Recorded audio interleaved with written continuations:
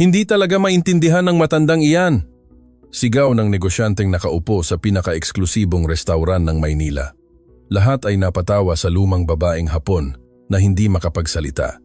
Ngunit nang bumuka ang bibig ng tila mababang loob na waitress at nagsalita sa perpektong Nihongo, ang tawa ay napalitan ng matinding katahimikan. Ang sumunod na kinalabasan ay sumira sa mga karera at nagpabago sa mga buhay magpakailanman. Ang restauran na La Fontana ang sentro ng kapangyarihan ng lungsod, kung saan nagaganap ang mga kasunduan, pagdiriwang ng yaman at pagpapakita kung gaano kahalaga ang isang tao. Mga chandelier na kristal ay nakabitin mula sa kisame na parang mga artipisyal na konstelasyon. Ang bango ng mamahaling putahe ay sumasagitsit sa hangin at bawat mesa ay kumakatawan sa perang hindi makikita ng karamihan sa buong buhay nila. Si Isabela Montoya ay naglalakad sa pagitan ng mga mesa. Ang tray ay balanse sa kanyang kanang kamay. Masakit ang kanyang mga paa matapos ang ilang oras na pagtayo. Ngunit ang kanyang mukha ay nananatiling may propesyonal na ngiti na natutunan niyang gawin simula nang magtrabaho doon.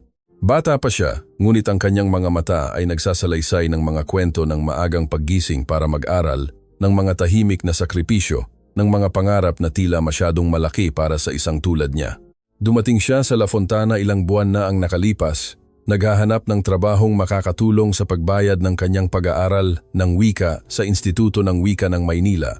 Hindi ito ang pangarap niyang trabaho, ngunit bawat tip, bawat oras na overtime ay naglalapit sa kanya sa buhay na nakikita niya para sa sarili niya. Mesa 7, kailangan ng tubig pa. Ang boses ni Lorenzo Figueroa, ang manager, ay pumutol sa kanyang pag-iisip na parang kutsilyo. Isa siyang lalaking nasa hustong gulang na may buhok na sobrang ganda ng ayos.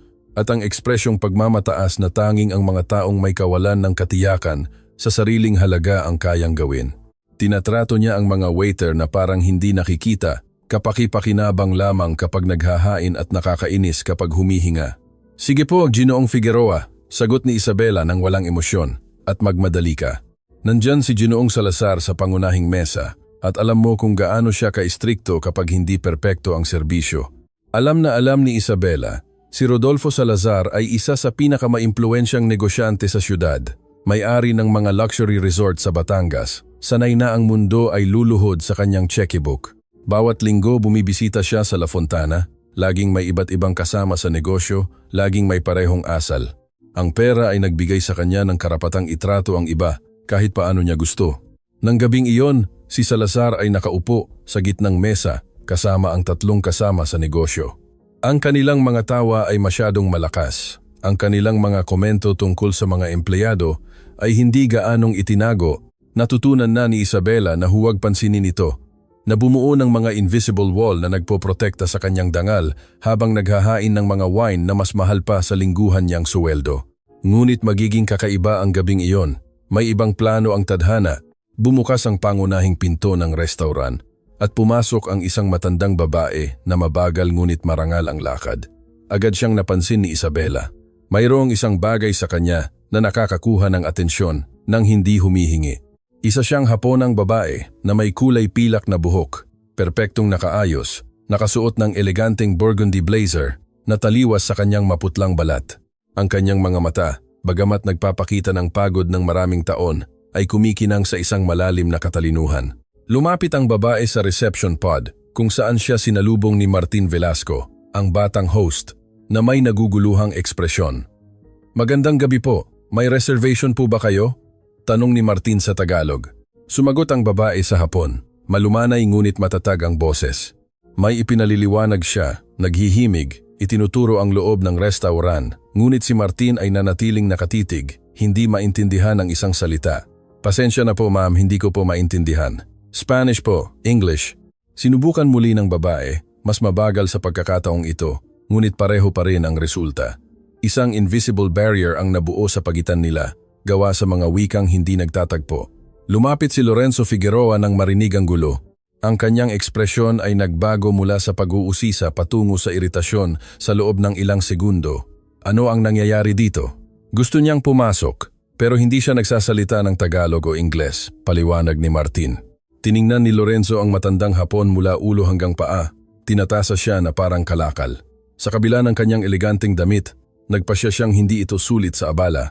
Ginang, kung hindi po kayo makapagpaliwanag, Hindi po namin kayo matutulungan, sabi niya ng dahan-dahan. Binibigyang diin ang bawat pantig na parang makakatulong iyon para maintindihan niya. Baka po kailangan ninyong maghanap ng ibang lugar. Ang matandang Hapon ay bahagyang sumimangot. Malinaw na nakuha ang mapanghamak na tono kahit hindi niya naintindihan ang eksaktong salita.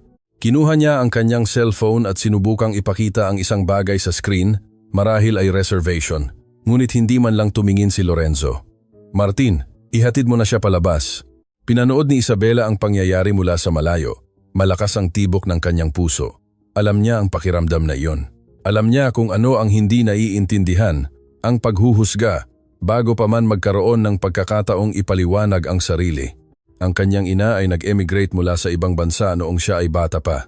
At ang mga kwento ng kahihiyan dahil sa hindi pagiging bihasa sa wika ay naging bahagi ng kanyang pagkabata.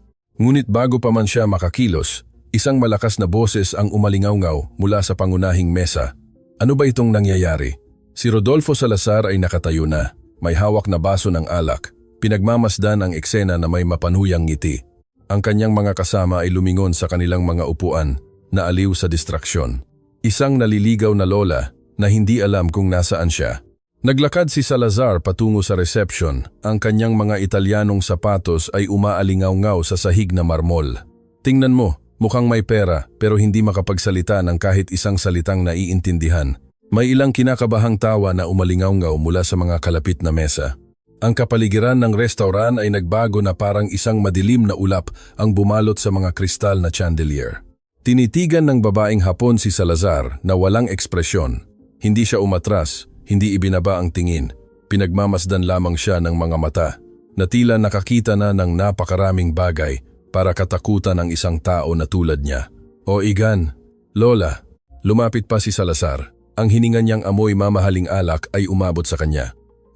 Ito ang La Fontana. Dito lang pumupunta ang mga importanteng tao.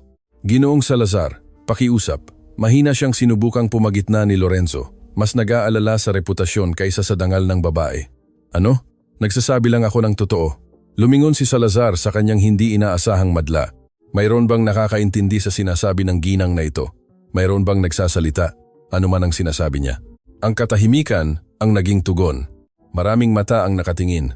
Ang iba ay hindi komportable. Ang iba naman ay natutuwa. Ngunit walang nagsasalita. Walang naglakas loob na salungatin ang dakilang Rodolfo Salazar. Akala ko nga, tumawa si Salazar ng may kasiyahan. Sa bansang ito, Tagalog ang sinasalita, ginang. Kung hindi ka mag-abala na matuto ng aming wika, baka hindi ka dapat naririto. May isang bagay na nabasag sa loob ni Isabela. Hindi ito galit eksakto, ito ay mas malalim. Ito ay ang alingaw-ngaw ng lahat ng beses na ang kanyang ina ay tinatrato ng mas mababa dahil sa kanyang bigkas. Ito ang alaala ng kanyang sariling pakikibaka upang seryosohin. Ito ang kawalang katarungan na makita ang isang matandang babae na inuupuan sa publiko habang lahat ay tahimik na nanonood. Nagsimulang gumalaw ang kanyang mga paa bago pa man napigilan ng kanyang isip. Sa inyo pong pahintulot, ang kanyang boses ay lumabas ng mas malakas kaysa sa inaasahan. Agad siyang pinigilan ni Lorenzo. Montoya, ano sa tingin mo ang ginagawa mo? Bumalik ka sa trabaho mo. Kaya ko pong tumulong, sagot ni Isabela. Ang tingin niya ay nakapako sa matandang Hapon. Nagsasalita ako ng Hapon. Isang bulong ang kumalat sa buong restauran. Naghagikikan si Salazar. Ikaw, isang waitress na nagsasalita ng Hapon. Huwag kang ngang magbiro, lalo pang gumaganda ito. Hayaan mong subukan niya, sabi ng isa sa mga kasama ni Salazar na naaliw sa inaasahan niyang isa pang sandali ng kahihiyan. Nag-aalangan si Lorenzo, nahuli sa pagitan ng protokol at pag-uusisa. Sa huli, may paghamak na pagkilos, siya ay nagbigay daan. Sige Montoya, magmukha kang katangahan kung gusto mo. Huminga ng malalim si Isabela, lumapit sa matandang Hapon at tinitigan siya ng diretso sa mata, nagsalita. Ang mga salita ay dumaloy mula sa kanyang labi na parang tubig mula sa isang bukal. Hapones na malinaw, magalang, may angkop na pormalidad sa pagsasalita sa isang nakatatandang tao. Tinanong niya ang pangalan nito. Kung may reservation ba, kung kailangan nito ng tulong. Ang katahimikan na bumagsak sa restauran ay ganap. Napakalalim na naririnig ang pagkirokit ng mga kandila sa mga mesa. Ang babaeng Hapon ay nagmulat ng mata sa pagtataka at sa unang pagkakataon sa gabing iyon, isang tunay na ngiti ang nagliwanag sa kanyang mukha. Sumagot siya sa Hapon, Ang kanyang boses ay bahagyang nanginginig sa emosyon. Nakikinig si Isabela ng mabuti, tumatango, sumasagot. Isang tunay na pag-uusap ang nagaganap sa harap ng lahat at walang sinuman, maliban sa kanila, ang nakakaunawa ng kahit isang salita. Ano ang sinasabi niya, Salazar? Inutos niya ang kanyang pagkaaliw na nagiging iritasyon. Ano ang sinasabi mo sa kanya? Itinaas ni Isabela ang kamay, humihingi ng sandali. Nagpatuloy siya sa pakikipag-usap sa babae. Ang kanyang ekspresyon ay naging mas seryoso sa bawat salitang naririnig niya. Sa wakas ay lumingon siya kay Lorenzo at Salazar. Si Ginang Yoshiko Tanaka ay may reservation para ngayong gabi, sabi ni Isabela ng malinaw at matatag. Reservation para sa 4 na tao sa pribadong silid. Naghihintay siya sa kanyang pamilya na darating anumang sandali. Namutla si Lorenzo. Reservation sa pribadong silid. Hayaan mong tingnan ko. Tumakbo siya patungo sa reception pod. Ang kanyang mga daliri ay may pag-aalinlangan na naghahanap sa reservation book. Nawala ang kulay sa kanyang mukha nang makita niya ang kanyang hinahanap. Ginang Tanaka, kumpirmado ang reservation. Ilang linggo na ang nakalipas, bulong niya sa sarili. Ang Ginang Tanaka ay mayroon ding mensahe, patuloy ni Isabela. Ang kanyang tingin ay nakapako na ngayon kay Rodolfo Salazar, na lubos na nakakaunawa kung kailan siya hindi iginagalang. Ang wika ng paghamak, sabi niya, ay universal. Binuksan ni Salazar ang kanyang bibig para sumagot, ngunit walang salitang lumabas. Sa unang pagkakataon sa loob ng mahabang panahon, hindi alam ng dakilang negosyante kung ano ang sasabihin. At may isa pa, isinali ni Isabela habang nagsasalita si Ginang Tanaka. Sabi niya, sa kanilang bansa sagrado ang paggalang sa nakatatanda na ang tunay na yaman ay hindi sinusukat sa mga bank account, kundi sa paraan ng pagtrato natin sa isa't isa, lalo na sa mga taong inaakala nating hindi nakakaunawa sa atin. Ang buong restaurant ay tila hindi humihinga. Ang mga kasama ni Salazar ay nagpapalitan ng hindi komportableng tingin. Ang mga kainan sa ibang mesa ay nakatingin na may mga ekspresyong mula sa pagkakahiya hanggang sa tahimik na paghanga. Si Lorenzo ay lumapit na parang gumagapang. Ang kanyang asal ay ganap na nabago. Ginang Tanaka, ang aking taos-pusong paghingi ng paumanhin. Pakiusap, hayaan ninyo akong samahan kayo sa pribadong silid. Lahat ng ito ngayong gabi ay sagot ng bahay. Sumagot ang Ginang Tanaka sa hapon, nakatingin diretso kay Isabela. Sabi niya, pupunta siya sa pribadong silid, isinalin ni Isabela. Ngunit may isang kondisyon. Gusto niya ako ang maghahain sa kanyang mesa ngayong gabi. Ako lang. Mabilis na tumango si Lorenzo. Siyempre Montoya. Mula ngayon, ikaw ay itinalaga lamang sa pribadong silid. Habang ginagabayan ni Isabela si Ginang Tanaka patungo sa loob ng restaurant, dumaan siya sa tabi ni Rodolfo Salazar. Tinitingnan siya ng negosyante na may halo ng galit at isang bagay na maaaring pagkapahiya. Hindi siya sanay na napapahiya, lalo na ng isang simpleng waitress. Hindi pa ito tapos dito, bulong ni Salazar nang dumaan si Isabela sa kanyang tabi. Walang sino man ang nagpapahiya sa akin. Hindi sumagot si Isabela. Nagpatuloy lang sa paglakad, tuwid ang likod, buo ang dangal. Ngunit habang tumatawid siya sa pintuan patungo sa pribadong silid, hindi niya maiwasan ang panginginig na bumabalot sa kanyang likuran. Ang mga salita ni Salazar ay parang banta, at ang mga lalaki na tulad niya ay hindi gumagawa ng mga banta na walang kabuluhan. Sa pribadong silid, umupo si Ginang Tanaka na may buntong hininga ng ginhawa. Tumingin siya kay Isabela na may mga mata na kumikinang sa isang bagay na higit pa sa pasasalamat. Nagsalita siya ng mahina sa Hapon, at ang kanyang mga salita ay nagpatigil sa puso ni Isabela sandali. Salamat bata, sabi ng matanda. Ngunit ang ginawa mo ngayong gabi ay magdudulot ng mga kahihinatnan. May ilan na mabuti, ang iba ay hindi gaanong. Handa ka na ba sa darating? Bago pa man makasagot si Isabela, bumukas ang pinto ng pribadong silid at pumasok ang 3 tao. Isang lalaking nasa hustong gulang, isang eleganteng babae, at isang dalaga na kasing edad marahil ni Isabela. Tumayo si Ginang Tanaka upang salubungin sila at sa sandaling iyon, narinig ni Isabela ang isang bagay na magpapabago sa lahat. Ina, ayos ka lang ba? Tanong ng lalaki sa perpektong Tagalog, niyayakap ang matanda. Natanggap namin ang mensahe mo, ano ang nangyari? Sumagot si Ginang Tanaka sa Hapon, itinuturo si Isabela. Ang lalaki ay lumingon. Ang kanyang mga mata ay sinusuri ang batang waitress na nagtanggol sa kanyang ina. Ngunit hindi pasasalamat ang nakita ni Isabela sa kanyang tingin. Ito ay pagkilala, na parang kilala niya ito mula sa isang lugar na hindi maalala ni Isabela. Kaya ikaw pala si Isabela Montoya, sabi ng lalaki ng dahan-dahan.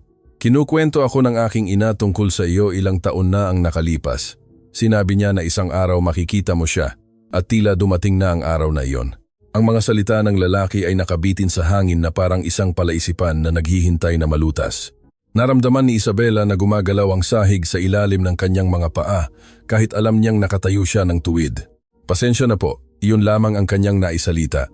Isang hakbang ang ginawa ng lalaki. Siya si Kenji Tanaka, nag-iisang anak ni Ginang Yoshiko, at namana niya sa kanyang ina ang matalas na tingin na tila nagbabasa ng kaluluwa. Sa tabi niya, ang kanyang asawang si Camila Herrera ay nanonood sa eksena ng may pinipigilang kuryosidad habang ang kanilang anak na si Akemi, isang dalagang may pinong tampok na naghahalo ng dalawang kultura, ay hindi maalis ang tingin kay Isabela. Ina, sabi ni Kenji sa hapon, sigurado ka bang siya iyon? Tumango ang matanda, ang kanyang mga mata ay may luha dahil sa isang bagay na hindi maunawaan ni Isabela. Siya nga, sagot ni Yoshiko. Makikilala ko ang mga mata na iyan kahit saan. Iyan ang mga mata ni Jerome.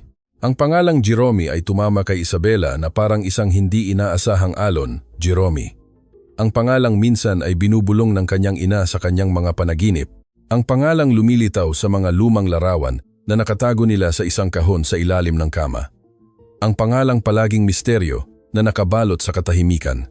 Paano ninyo nalaman ang pangalang iyan? Tanong ni Isabela. Ang kanyang boses ay halos bulong. Paano ninyo kilala si Jerome? Inilahad ni Yoshiko ang kanyang kamay. Inaanyayahan si Isabela na umupo sa tabi niya. Isa itong kilos na napakaina, na puno ng pagmamahal, kaya't sumunod si Isabela nang hindi nag-iisip. Si Jerome Nakamura ang pinakamatalik kong kaibigan, simula ni Yoshiko. Ang kanyang boses ay puno ng mga lumang alaala. Sabay kaming lumaki sa isang maliit na bayan sa Japan. Hindi kami mapaghiwalay. Noong 20 anyos kami, nakilala niya ang isang batang dayuhan na nagboluntaryo sa aming bayan. Nag-ibigan sila ng matindi. Nakinig si Isabela ng mas malakas ang tibok ng puso. Alam niya ang mga bahagi ng kwentong ito, ngunit hindi pa niya narinig ang kabuuan. Hindi aprobado ng pamilya ni Jerome ang relasyon, patuloy ni Yoshiko. Noong panahong iyon, ang pagpapakasal sa isang dayuhan ay itinuturing na kahihiyan. Binigyan siya ng ultimatum, tapusin ang relasyon o palayasin sa pamilya magpakailanman. Pinili niya ang pag-ibig. Pinili niya ang aking ama. Nakumpleto ni Isabela ang pangungusap.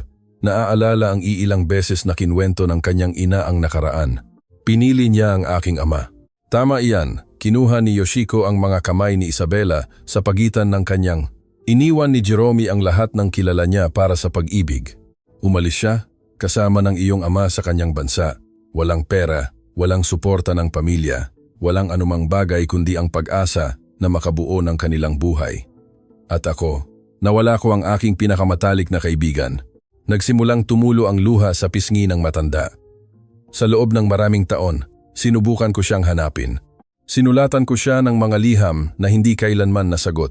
Kumuha ako ng mga investigador noong mayroon akong kakayahang gawin iyon, ngunit si Jerome ay ganap na naglaho, para siyang nilamon ng lupa. Hindi kailanman kinwento ng aking ina ang tungkol sa kanyang nakaraan sa Japan. Naramdaman ni Isabela ang pagkakaroon ng buhol sa kanyang lalamunan.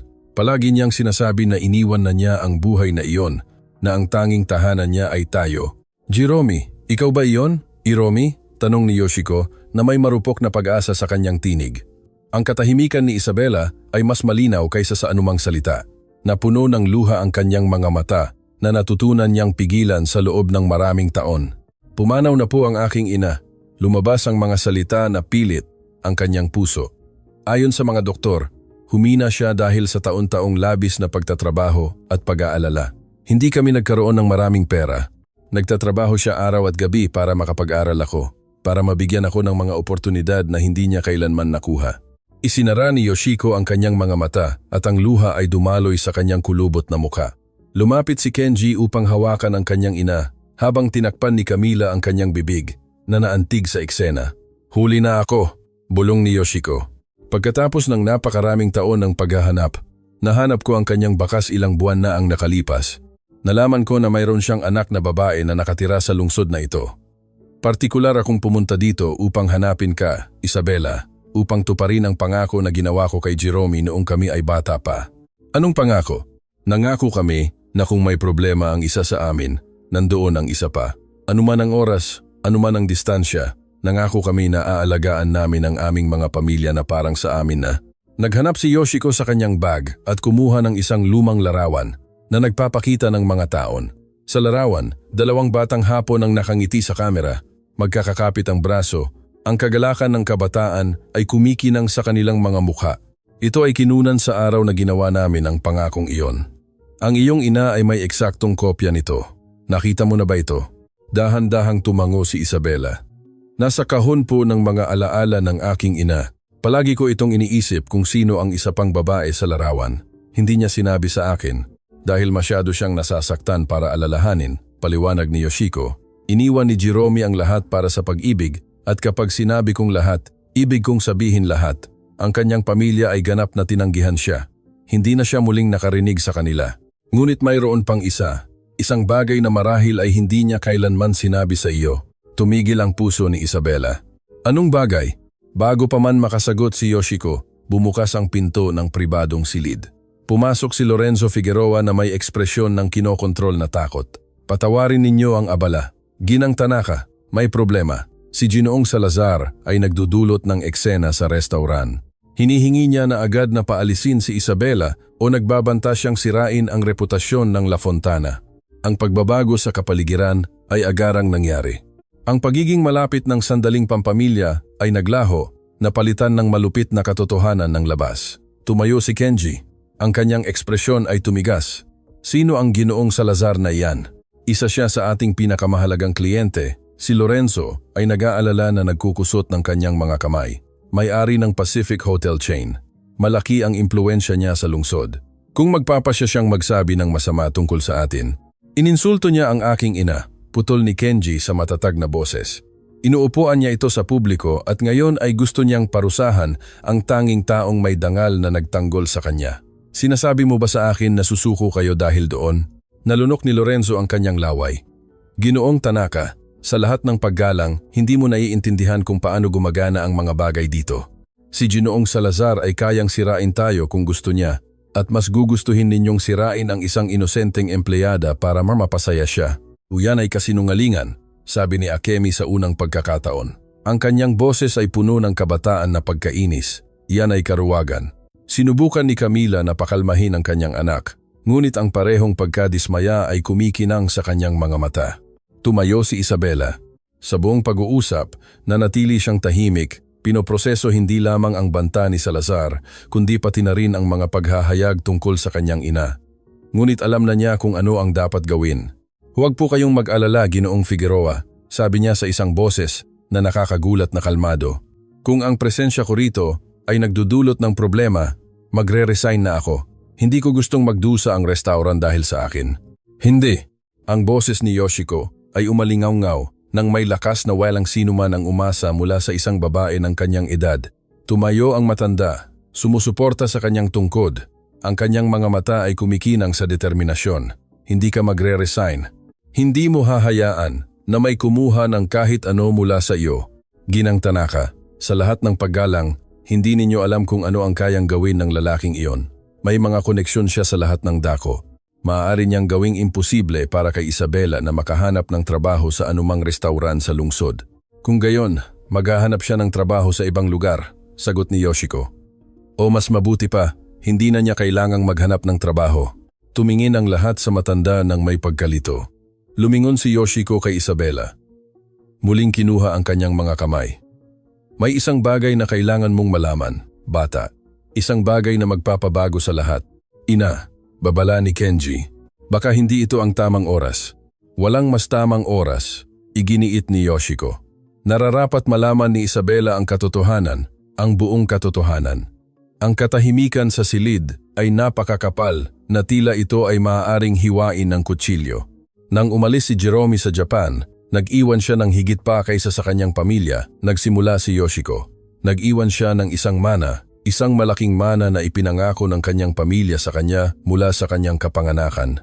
Tradisyon sa kanilang pamilya na ang bawat anak na babae ay makakatanggap ng bahagi ng yaman ng pamilya kapag umabot sa isang tiyak na edad. Napakunot ang noo ni Isabela. Hindi kailanman binanggit ng aking ina ang anumang mana dahil hindi niya ito natanggap. Ang kanyang pamilya, galit sa kanyang desisyon na magpakasal sa isang dayuhan, ay tinanggihan siya sa kung ano ang nararapat sa kanya. Ngunit mayroong isang bagay na hindi nila alam. Ang lolo ni Jerome, bago siya namatay, ay nagbigay ng mga tiyak na tagubilin sa kanyang last will. Mga tagubilin na sadyang binaliwala ng pamilya. Kumuha si Yoshiko ng isang sobre mula sa kanyang bag. Isang sobre na tila naglalaman ng mahahalagang dokumento. Ilang taon na ang nakalipas, nang magsimula akong magtagumpay sa aking mga negosyo, kumuha ako ng pinakamahuhusay na abogado sa Japan upang mag-imbestiga. Nalaman ko na ang will ng lolo ni Jerome ay binago. Ang bahagi na nararapat sa iyong ina, Isabela, ay ninakaw ng kanyang sariling mga kamag-anak. Ang hangin ay umalis sa baga ni Isabela. Ano po ang sinasabi ninyo? Sinasabi ko na ang iyong ina ay namuhay sa kahirapan, habang ang perang nararapat sa kanya ay nasa kamay ng mga taong nag-iwan sa kanya. At sinasabi ko na ang perang iyon, na may interes na naipon sa loob ng ilang dekada, ay pag-aari mo na ngayon. Ang pinto ng silid ay muling bumukas. Sa pagkakataong ito, si Martin, ang host, na may ekspresyon ng ganap na takot. Ginoong Figueroa, si Ginoong Salazar ay tumatawag na ng mga mamamahayag. Sabi niya, ibubunyag niya ang restauran dahil sa pagkuha ng mga hindi karapat-dapat na empleyado na nag-iinsulto sa mga kliyente. May mga mamamahayag na dumarating sa labas. Tuluyan nang namutla si Lorenzo. Ito ay isang kalamidad, isang kumpletong kalamidad. Kinuha ni Kenji ang kanyang cellphone. Mga mamamahayag, perpekto. Mayroon din akong mga koneksyon sa media. Ano po ang gagawin ninyo? Tanong ni Lorenzo nang may takot. Magkukwento ako, sagot ni Kenji, habang nagtatype sa telepono, isang kwento tungkol sa isang negosyanteng humamak sa isang matandang Hapon at pagkatapos ay sinubukang sirain ang buhay ng isang batang manggagawa na nagtanggol sa kanya. Tingnan natin kung anong kwento ang mas gusto ng publiko. Ginoong Tanaka, pakiusap. Huwag ninyo itong palalain. Nagmamakaawa si Lorenzo, ngunit si Kenji ay nagsasalita na sa telepono, kalmado ngunit matatag ang boses, isinasalaysay ang mga kaganapan sa gabi sa isang taong malinaw na may kapangyarihang palakasin ang mga ito. Naramdaman ni Isabela na siya ay nasa gitna ng isang buhawi. Sa loob ng ilang oras, ang kanyang buhay ay nagkaroon ng pagbabago na hindi niya kailanman inakala. Natuklasan niya ang mga koneksyon sa kanyang ina na hindi niya alam. Hinarap niya ang isang makapangyarihang tao at ngayon ay nasa gitna siya ng isang labanan sa media na maaaring sumira o mag-angat sa kanya. Lumapit si Yoshiko kay Isabela, malumanay ngunit matatag ang boses. Alam kong marami ito para iproseso, bata, ngunit kailangan mong maging matatag. Ang darating ay hindi magiging madali. Si Salazar, hindi siya hihinto hanggat hindi niya nararamdaman na nanalo siya at may mga bagay tungkol sa iyong mana na nagpapalala sa lahat. Anong mga bagay? Mayroon pang pamilya ang iyong ina sa Japan at kapag nalaman nila na kinukuha ko ang mana sa iyong ngalan, lalaban sila. Sila ay makapangyarihang tao, Isabela, mga taong gumawa ng lahat upang burahin ang iyong ina sa kasaysayan ng pamilya. Bakit ninyo gagawin ang lahat ng ito para sa akin? Tanong ni Isabela. Ang luha ay sa wakas ay tumulo. Hindi ninyo ako kilala. Wala akong halaga. Kinuha ni Yoshiko ang mukha ni Isabela sa kanyang mga kulubot na kamay. Pinupunasan ang kanyang mga luha ng may inaang pagmamahal. Ikaw ang anak ng aking matalik na kaibigan. Ikaw na lamang ang natitira kay Jerome sa mundong ito. At nangako ako na aalagaan ko ang iyong pamilya na parang sa akin na. Huli na ako ng ilang dekada, ngunit narito na ako ngayon at hindi kita iiwan na mag-isa.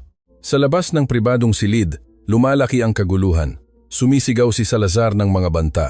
Dumating ang mga mamamahayag na may mga kamera. Si Lorenzo ay tumatakbo ng hindi alam kung ano ang gagawin, ngunit sa loob ng silid na iyon, isang bagay na mas makapangyarihan kaysa pera o kapangyarihan ay nagaganap. Isang koneksyon sa pagitan ng dalawang kaluluwang pinaghiwalay ng mga henerasyon na pinag-isa ng isang pangako na ginawa mga dekada na ang nakalipas. Tiningnan ni Isabela si Yoshiko, pagkatapos ay sina Kenji, Camila at Kemi. Mga taong ilang oras pa lamang ang nakalipas ay ganap na estranghero, ngayon ay kakaiba ang pakiramdam na parang pamilya. Ano po ang dapat kong gawin? Tanong niya sa wakas. Ngumiti si Yoshiko. At sa ngiti na iyon ay may mga dekada ng karunungan, sakit at pag-asa. Kung ano ang gagawin ng iyong ina. Kung ano ang ginawa mo ngayong gabi nang ipagtanggol mo ako. Panatilihing mataas ang iyong ulo. Huwag kang humingi ng tawad sa paggawa ng tama. At huwag na huwag mong hahayaan na may magsabi sa iyo ng iyong halaga. Isang ugong sa pasilyo ang pumutol sa sandali. Mga boses na tumataas, mabilis na mga yabag.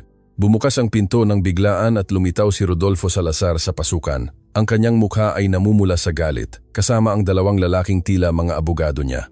Nandyan siya. Itinuro niya diretso si Isabela. Siya ang waitress na nagpahiya sa akin sa harap ng buong restaurant. Sisirain kita, bata.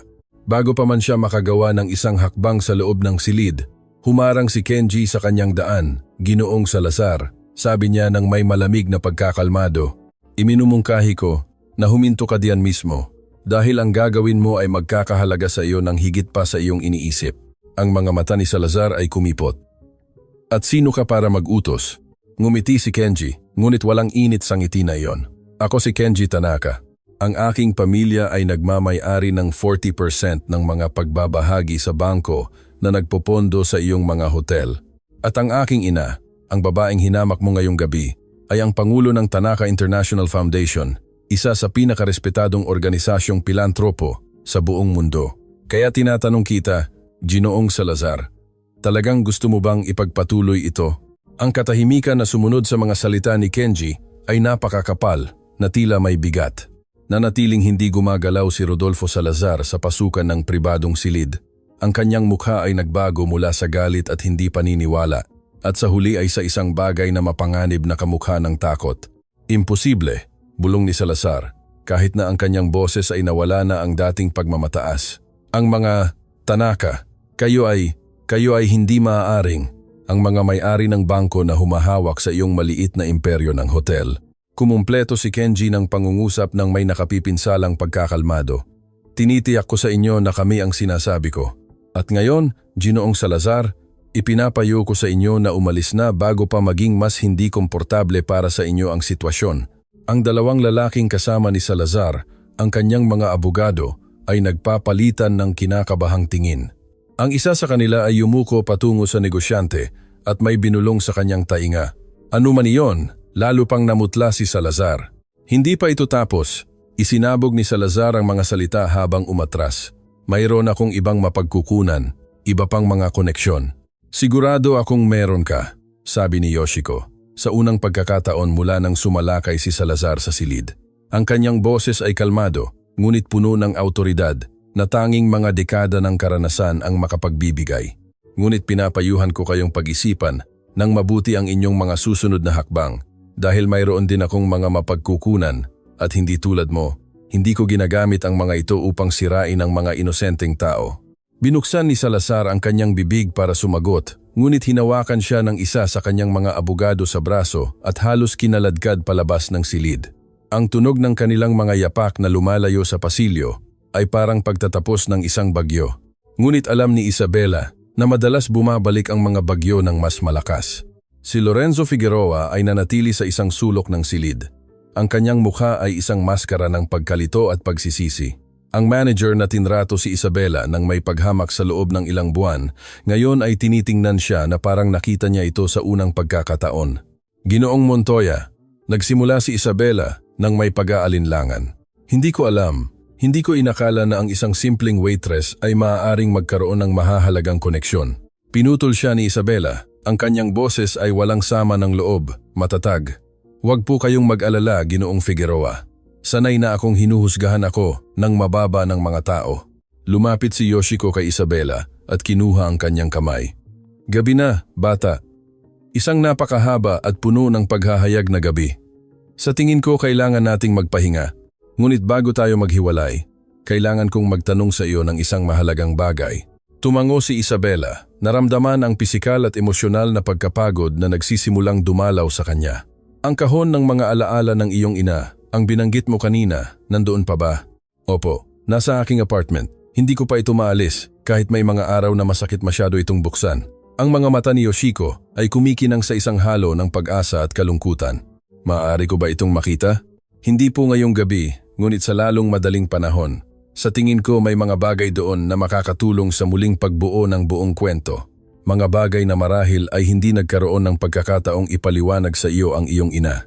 Naramdaman ni Isabela ang pagkakaroon ng buhol sa kanyang lalamunan. Ang kahon na iyon ay ang kanyang pinakamalapit na koneksyon sa kanyang ina mula nang mawala ito.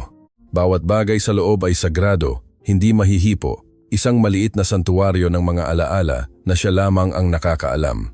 Ngunit habang tinitingnan si Yoshiko, nakikita sa kanyang mga mata ang parehong sakit ng pagkawala na nararamdaman niya.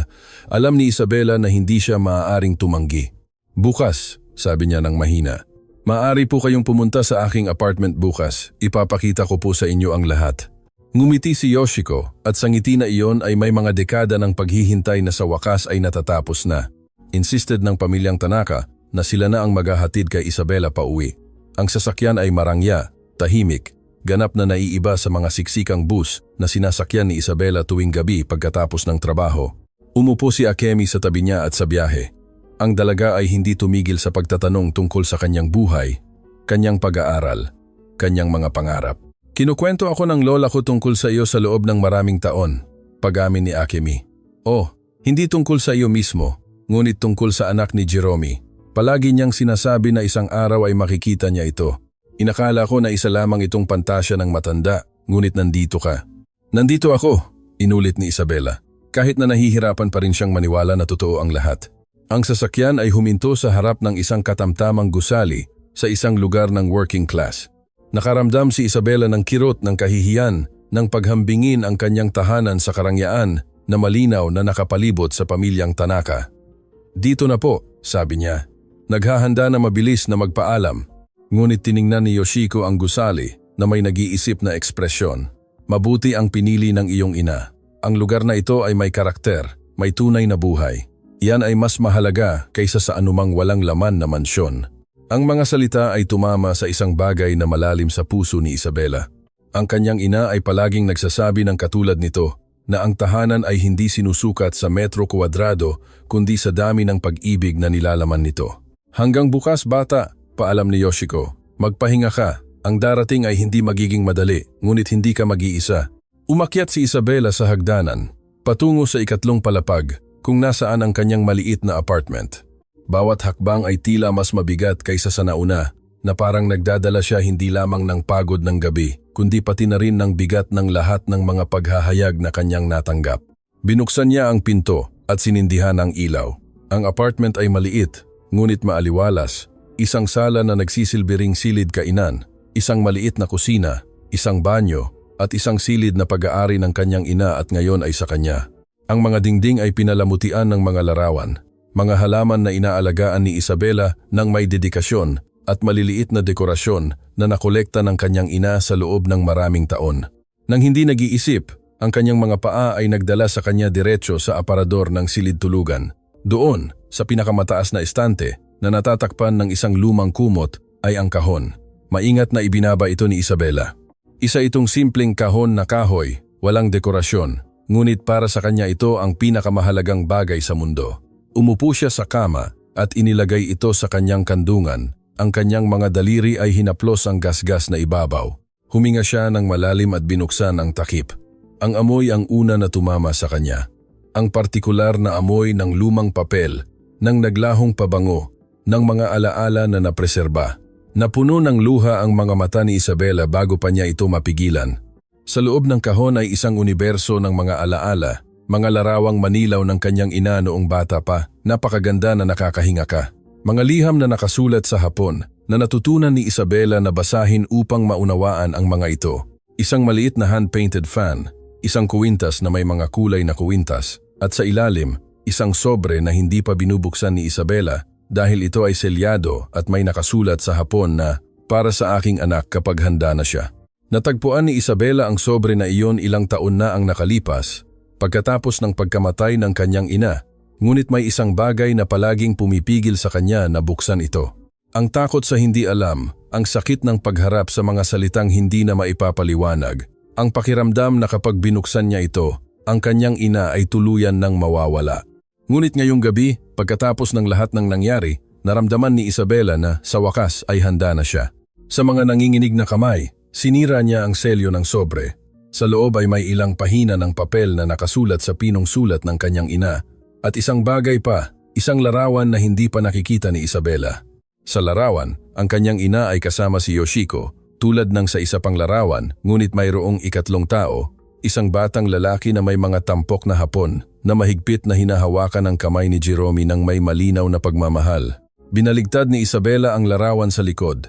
Sa sulat ng kanyang ina ay nakasulat, Jerome, Yoshiko, at Takeshi sa araw na nagbago ang lahat. Takeshi. Hindi alam ni Isabela ang pangalang iyon. Ang kanyang ama, ang lalaking minahal ng kanyang ina mula sa Japan, ay may ibang pangalan. Sino ang Takeshi na ito? Sa malakas na tibok ng puso, nagsimula siyang magbasa ng liham. Mahal kong Isabela, nagsimula ang kanyang ina. Kung binabasa mo ito, nangangahulugan ito na wala na ako sa iyong tabi. Patawarin mo ako sa pag-iwan sa iyo, aking pag-ibig. Patawarin mo ako sa lahat ng mga lihim na itinago ko. Ngunit may mga bagay na hindi ko masabi sa iyo habang nabubuhay, mga bagay na masyadong masakit para alalahanin. Kinailangang huminto ni Isabela upang punasan ang mga luha na nagpapalabong sa kanyang paningin. Huminga siya ng malalim at nagpatuloy. Gusto kong malaman mo ang katotohanan tungkol sa iyong pinagmulan. Ang katotohanan na itinago ko sa loob ng maraming taon dahil sa takot na husgahan mo ako, dahil sa takot na masira ng sakit ng nakaraan ang iyong kinabukasan. Noong bata pa ako, umibig ako sa isang lalaking nagngangalang Takeshi Yamamoto. Siya ang anak ng isang mahalagang pamilya na nakatakdang magmana ng isang imperyo ng negosyo. Nagmamahalan kami ng matindi, ngunit ang kanyang pamilya ay hindi kailanman tatanggap na magpakasal siya sa isang taong tulad ko, isang simpleng batang babae sa bayan na walang pera o koneksyon. Nangako si Takeshi na lalaban siya para sa amin, ngunit bago niya ito magawa, ipinadala siya ng kanyang pamilya sa malayo. Pinilit siyang magpakasal sa isang babaeng pinili nila. Ang huling beses na nakita ko siya, sinabi niya na hindi niya ako malilimutan at hindi ko siya kailanman malilimutan. Naramdaman ni Isabela na gumagalaw ang mundo sa ilalim ng kanyang mga paa. Ang kanyang ina ay umibig sa ibang lalaki bago ang kanyang ama. Nagpatuloy siya sa pagbabasa. Bawat salita ay nagbubunyag ng mas maraming layer ng isang kwentong hindi niya alam. Ilang buwan pagkatapos umalis ni Takeshi, natuklasan ko na naghihintay ako ng sanggol. Ang kanyang sanggol, ang ating sanggol. Ikaw, aking pag-ibig. Ikaw ang anak ni Takeshi Yamamoto. Ang mga pahina ay nahulog mula sa mga kamay ni Isabela. Ang mundo ay tumigil. Lahat ng alam niya tungkol sa kanyang buhay, tungkol sa kanyang pagkakakilanlan, kung sino siya, ay gumuho. Ang lalaking tinawag niyang ama sa buong buhay niya, ang lalaking kasama ng kanyang ina sa pagtakas mula sa Japan, ay hindi ang kanyang biolohikal na ama. Sa mga kamay na nanginginig ng marahas, pinulot niya ang mga pahina at nagpatuloy sa pagbabasa. Nang matuklasan ng aking pamilya ang aking pagbubuntis, ito ay isang kakilakilabot na iskandalo. Pinilit nila akong ipawalang bisa ang sanggol. Tumanggi ako. Mas gugustuhin kong mamatay kaysa mawala ka. Doon ko nakilala si Roberto Montoya, isang batang dayuhan na nagtatrabaho sa aming bayan. Siya ay mabait, magalang, at nang ikwento ko sa kanya ang aking sitwasyon, ginawa niya ang isang bagay na hindi ko kailanman mapapasalamatan ng sapat. Nag-alok siya na pakasalan ako at ibigay ang kanyang pangalan sa aking sanggol.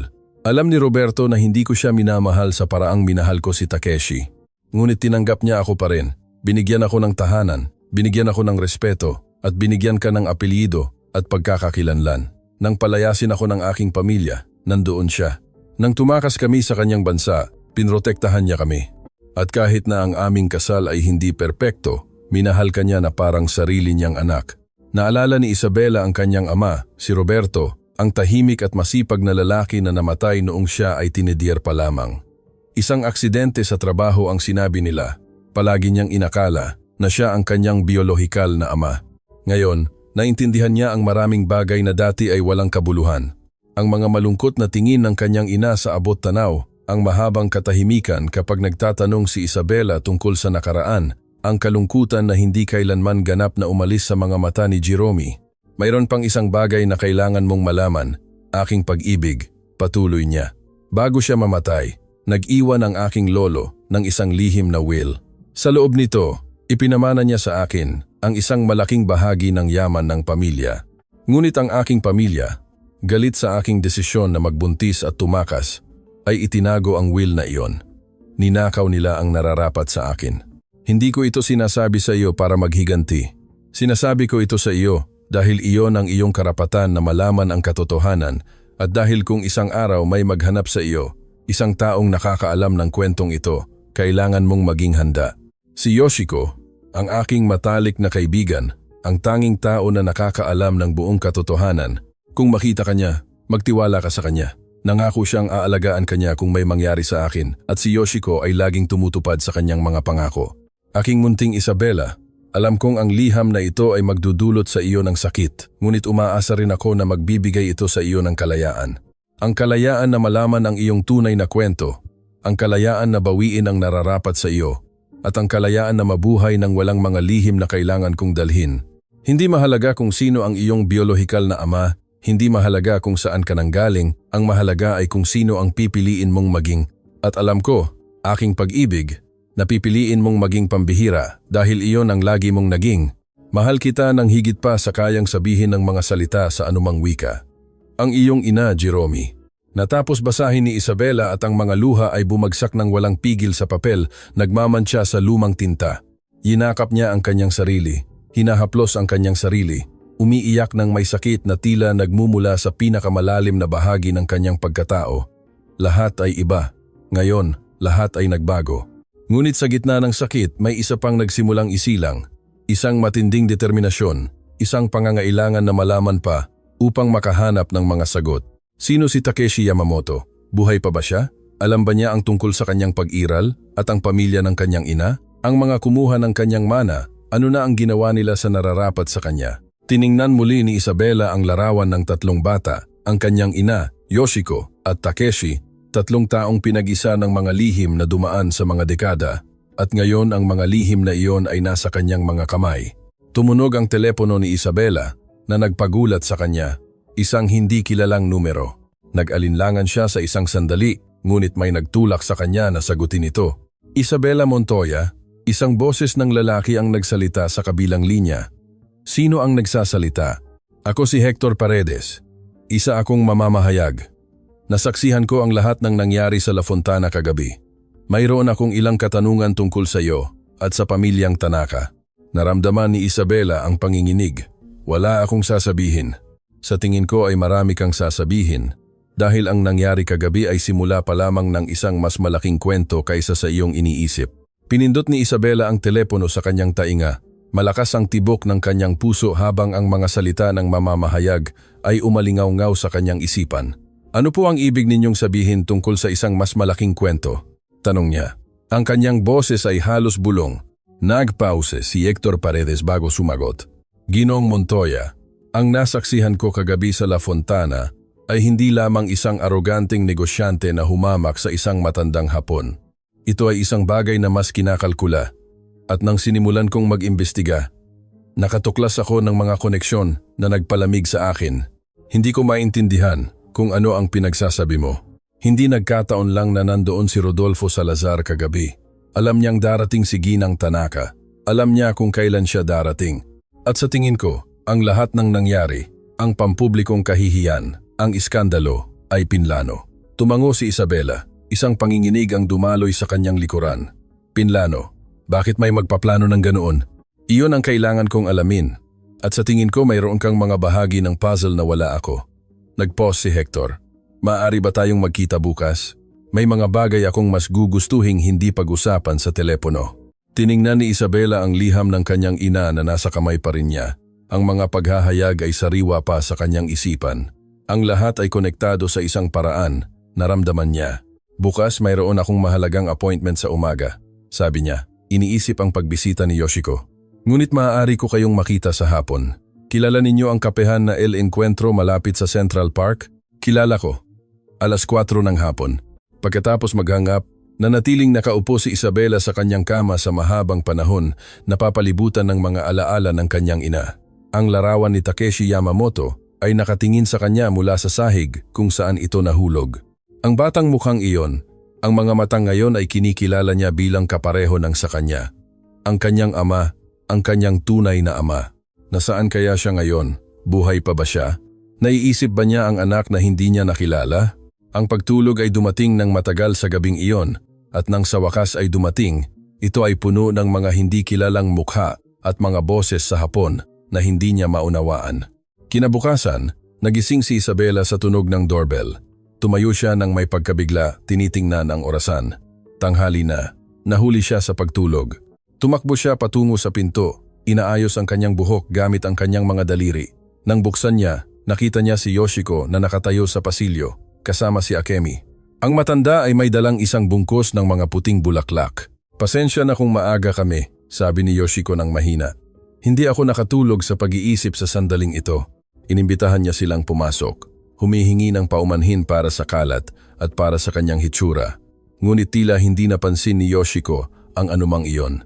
Ang kanyang mga mata ay naglibot sa maliit na apartment na may ekspresyon ng malalim na damdamin na parang bawat bagay ay nagsasabi sa kanya ng isang kwento. Dito nakatira si Jerome, bulong niya. Nararamdaman ko siya sa bawat sulok. Pinanood siya ni Akemi ng may paggalang na pag-usisa na natiling tahimik habang ang kanyang lola ay pinoproseso ang sandali. Ang kahon ay nasa silid ko, sabi ni Isabela. Ngunit bago ko ipakita sa inyo ang lahat, may isang bagay na kailangan ninyong malaman, isang bagay na natuklasan ko kagabi. Umupo sila sa maliit na sala at sa nanginginig na boses, ikinwento ni Isabela sa kanya ang tungkol sa liham, tungkol kay Takeshi Yamamoto, tungkol sa katotohanan ng kanyang pinagmulan. Habang siya ay nagsasalita, ang mukha ni Yoshiko ay nagbago mula sa pagtataka patungo sa pagkilala at sa huli ay sa isang malalim na kalungkutan. Kaya alam mo, Isabela, konklusyon ni Yoshiko. Alam mo ba na si Roberto ay hindi ang iyong biolohikal na ama? Tumango si Yoshiko ng dahan-dahan. Alam ko. Sinabi sa akin ni Hiromi bago siya tumakas, ngunit pinangako niya sa akin na hindi ko ito sasabihin sa iyo. Sinabi niya na ang katotohanan iyon ay sa kanya para sabihin, hindi sa akin. At si Takeshi, ano ang nangyari sa kanya? Ang katahimikan na sumunod ay napakabigat na naramdaman ni Isabela na tila maaari siyang malunod dito. Si Takeshi Yamamoto. Nagsimula si Yoshiko ng dahan-dahan. Naging isa sa mga pinakamakapangyarihang tao sa Japan. Pagkatapos siyang pilitin ang kanyang pamilya na magpakasal sa ibang babae, inilaan niya ang kanyang sarili ng lubusan sa negosyo. Nagtayo siya ng isang teknolohikal na imperyo na nagkakahalaga ng bilyon-bilyon ngayon. Ang hangin ay umalis sa baga ni Isabela. Buhay pa siya. Buhay pa siya. At kahit na nagpakasal siya dahil sa obligasyon, wala siyang naging anak sa kanyang asawa. Matagal nang pumanaw ang asawa niya. Alam ba niya tungkol sa akin? Iniling ni Yoshiko ang kanyang ulo. Hindi ko sa tingin. Nang tumakas si Jerome, pinutol niya ang lahat ng ugnayan sa Japan. Gusto kanyang protektahan mula sa pamilyang Yamamoto, na mas malupit pa kaysa sa kanila. Kung nalaman nila ang tungkol sa iyong pag-iral, ano ang mangyayari? Susubukan ba nilang kunin ka mula sa kanya o mas masahol pa? Susubukan ka ba nilang gamitin bilang kasangkapan sa kanilang mga laro ng kapangyarihan? Mas gugustuhin ni Hiromi ang kahirapan at pagiging hindi kilala kaysa ipagsapalaran na mawala ka. Isinara ni Isabela ang kanyang mga mata, pinoproseso ang pagbaha ng impormasyon. Ang kanyang ina ay isinakripisyo ang lahat, talagang lahat, upang protektahan siya. Mayroon pa bang iba? Nagpatuloy si Yoshiko. Ang kanyang boses ay naging mas malalim. May isang bagay na natuklasan ko kamakailan at lubos akong nag-aalala. Anong bagay? Ang pamilya ng iyong ina, ang mga Nakamura, at ang pamilyang Yamamoto ay may koneksyon na hindi ko alam hanggang kamakailan. Lumalabas na ilang taon na ang nakalipas, ang parehong pamilya ay nagsimula ng mga negosasyon upang pagsamahin ang kanilang mga kumpanya, ngunit ang kasunduan ay hindi kailanman natupad dahil tumanggi si Takeshi na makilahok. Sinasabi nila na ito ay dahil sa mga kadahilanang pangnegosyo, ngunit palagi kong pinaghihinalaan na ito ay dahil sa katapatan sa alaala ni Jerome. Bakit ninyo ito sinasabi sa akin ngayon? Dahil ang mga pamilya ay nakahanap ng ibang paraan upang kumonekta sa pamamagitan ng mga intermediary sa ibang mga bansa. Mga intermediary na kinabibilangan ng mga lokal na negosyante na kanilang kinakasosyo. Ang puso ni Isabela ay tumigil. Sinasabi po ninyo na si Rodolfo Salazar ay may mga milyong kontrata sa mga kumpanyang kontrolado ng pamilyang Nakamura? Nagsusuplay siya ng mga serbisyo sa hotel para sa kanilang mga ehekutibo kapag naglalakbay sila sa rehiyong ito. Ang paghahayag ay bumagsak kay Isabela na parang isang timba ng malamig na tubig. Kung gayon, ang nangyari kagabi ay hindi pagkakataon. Hindi ako naniniwala sa mga pagkakataon, bata. Naniniwala ako na may nakakaalam na darating ako. Naniniwala ako na may isang tao na gustong magdulot ng isang pampublikong iskandalo at sa tingin ko, ang taong iyon ay may mga koneksyon sa parehong Nakamura at Yamamoto. Si Akemi, nananatiling tahimik, sa wakas ay nagsalita. Lola, sinasabi mo ba na may nag-orkestra ng lahat ng ito sa Japan? Sinasabi ko na posible iyon. At kung gayon, nangangahulugan ito na alam nila ang tungkol kay Isabela, alam nila kung sino siya, at kung ano ang kinakatawan niya. Kung ano ang kinakatawan ko? Tanong ni Isabela na naguguluhan. Kinuha ni Yoshiko ang kanyang kamay. Ikaw ang tanging tagapagmana ng dugo ng dalawa sa pinakamakapangyarihang pamilya sa Japan. Kung ang iyong pag-iral ay maging pampubliko, kung mapatunayan na ikaw ang anak ni Takeshi Yamamoto, ang buong balanse ng kapangyarihan na itinayo ng mga pamilyang iyon sa loob ng mga dekada ay maaaring gumuho. Ngunit hindi ko gusto ang anuman sa iyon. Hindi ko gusto ang kapangyarihan o pera mula sa mga pamilyang nag-iwan sa aking ina. Ang gusto mo ay hindi mahalaga sa kanila. Ang mahalaga ay kung ano ang kinakatawan mo. At may mga taong gagawin ang lahat upang matiyak na hindi mo kailanman mababawi ang nararapat sa iyo. Ang doorbell ay muling tumunog na nagpagulat sa tatlong babae. Maingat na tumayo si Isabela at tumingin sa peephole ng pinto. Si Kenji iyon, kasama ang isang matandang lalaki na hindi niya kilala. Mabilis na pumasok si Kenji, ang kanyang ekspresyon ay seryoso. Ina, Isabela, may problema tayo, anunsyo niya nang walang pag-iingat. Siya si Attorney Aurelio Mendivil, isang abogado na dalubhasa sa batas internasyonal. Tinawagan ko siya kaninang umaga nang makita ko ang balita. Anong balita? Tanong ni Yoshiko. Ipinakita ni Kenji ang kanyang telepono. Isa itong artikulo mula sa isang Japanese digital na pahayagan. Bagamat ito ay nasa Hapon, nabasa ni Isabela ng perpekto ang pamagat. Lihim na tagapagmana ng tycoon na tuklasan sa Timog Amerika. Sa ilalim ng pamagat ay isang larawan. Isang larawan ni Isabela na tila kinuha noong nakaraang gabi habang nakikipag-usap kay Yoshiko sa Hapon. Paano ito nangyari? Tanong ni Isabela. Ang kanyang mga tuhod ay nanginginig. Paano nila nalaman kung sino ako? Nagsalita si Attorney Mendivil sa unang pagkakataon. Ang kanyang boses ay malalim ngunit propesyonal. Ginoong Montoya, may nag-leak ng impormasyon sa Japanese press. Binanggit ng artikulo na ikaw ang anak ni Takeshi Yamamoto at na sinusuportahan ka ng pamilyang Tanaka upang bawiin ang isang mana na nagkakahalaga ng bilyon-bilyon. Ngunit hindi iyon totoo, sigaw ni Isabela. Kagabi ko lang nalaman kung sino ang aking ama. Wala akong binabawi. Hindi mahalaga ang katotohanan kapag naitatag na ang salaysay, patuloy ng abogado.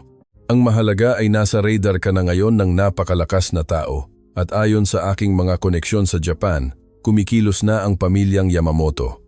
Anong uri ng mga hakbang? Si Takeshi Yamamoto ay nag-book ng pribadong eroplano ngayong madaling araw. Papunta siya dito. Ang katahimikan na bumagsak sa silid ay ganap. Naramdaman ni Isabela na ang mundo ay umiikot ng masyadong mabilis, na ang lahat ay wala sa kontrol. Ang kanyang ama, ang lalaki sa larawan, ang lalaking minahal at nawala ng kanyang ina. Paparating na siya upang hanapin siya. Paparating ba siya para pigilan ako? Tanong niya sa isang nanginginig na boses. Para patahimikin ako? Nagpalitan ng tingin si Yoshiko at ang kanyang anak bago sumagot. Hindi namin alam, bata. Si Takeshi ay palaging isang komplikadong tao. Mahal na mahal niya ang iyong ina, ngunit siya rin ay bilanggo ng mga inaasahan ng kanyang pamilya. Hindi ko alam kung anong uri ng tao na siya pagkatapos ng napakaraming taon. Tumunog ang telepono ni Isabela. Si Kenji iyon.